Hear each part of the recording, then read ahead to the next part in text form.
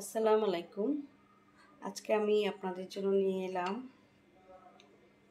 বেলের লাচ্ছি, যা নাকি এই গরমে খুবই উপকারী। তো সেই জন্য আমি এই যে পাকা বেল নিয়েছি।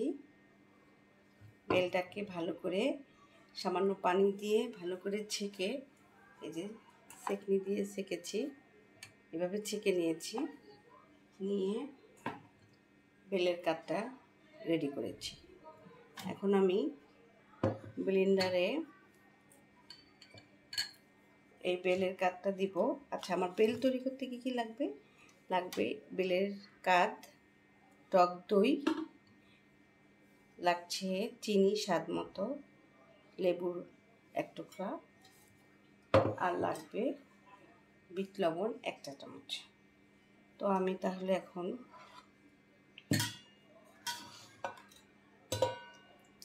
বেলটা দিয়ে দিলাম, বেলের কাঠ দিয়ে দিচ্ছি, টক দই,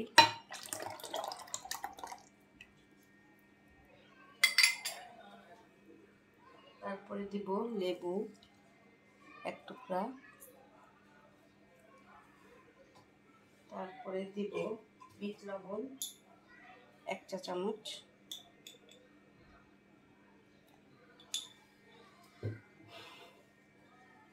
দিব স্বাদ মতো চিনি।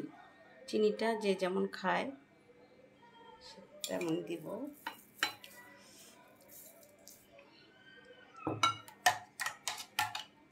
এবার আমি এটা ব্লেন্ডারে ব্লেন্ড করে নিব।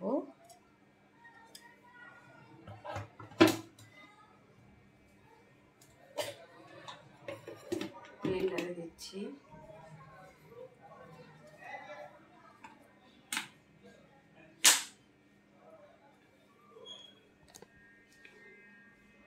যে দিয়ে দিলাম ব্লেন্ডারে।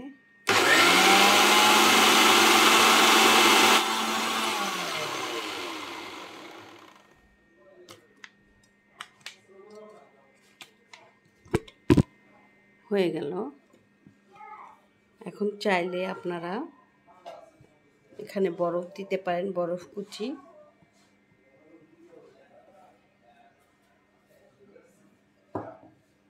একটা গ্লাসে ঢেলে দেব।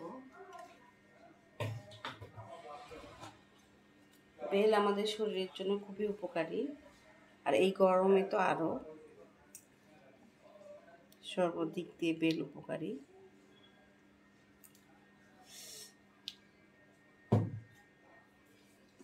তো আপনারা এই গরমে দেরি না করে ঘরেই তৈরি করে ফেলুন বেলের লাচ্ছি।